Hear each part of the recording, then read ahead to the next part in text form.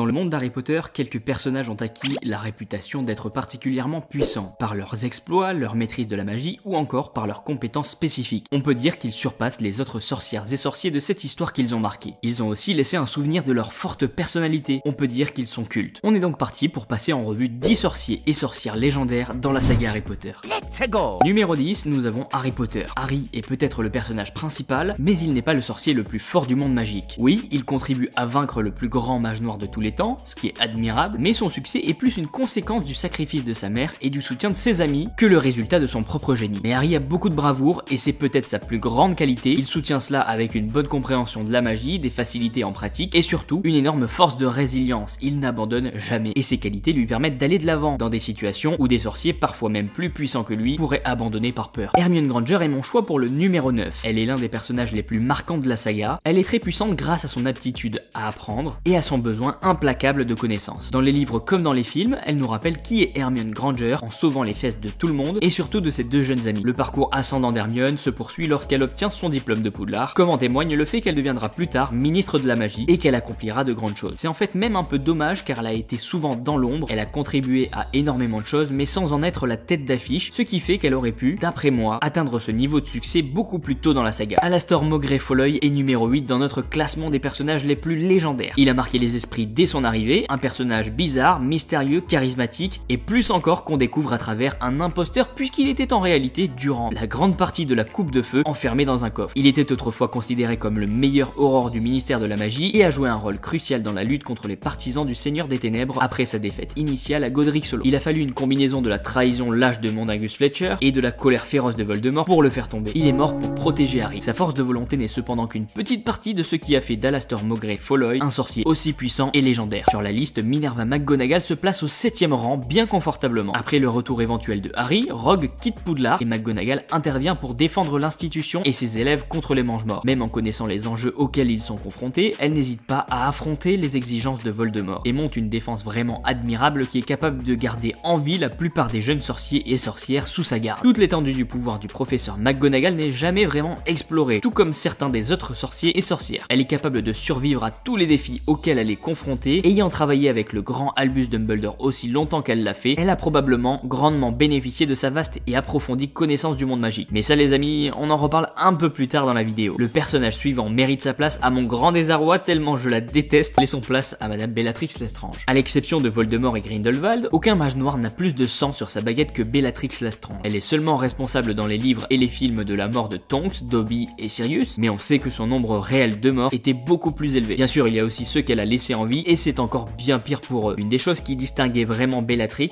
était le plaisir qu'elle prenait à obéir aux ordres du Seigneur des Ténèbres.